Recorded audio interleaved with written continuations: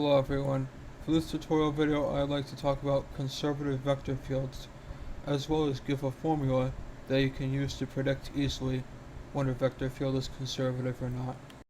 A conservative vector field is given its name because a line integral along it does not depend on the specific path, but instead it will give you the same answer as long as you integrate between the two same points.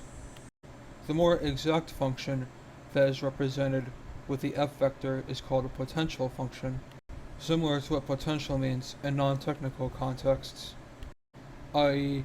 as in potential candidates and things like that. So now that we know what the technical jargon is, we can give a precise theorem, which is that if we have a vector function that is on an open region and a simply connected region, which means a region whose boundaries do not overlap each other, like a circle or square for example, then if the components p and q have first order partial derivatives that are continuous and exactly equal to each other with respect to the other component rather than the component they are on, then we conclude that this formula states that the vector field is conservative. So I'd first like to talk about the general process of determining whether a vector field is conservative or not using this example. We identify the components p and q, take the derivative of p with respect to y and the derivative of q with respect to x. We see quickly that the two derivatives are not equal to each other, so unfortunately it is not conservative.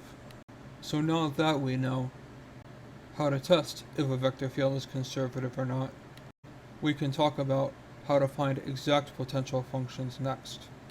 We first start by defining the gradient vector field using its typical definition.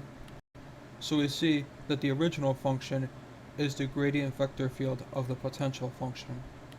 This means the derivative with respect to x must be p and the derivative with respect to y must be q, or the x and y components of the original vector field.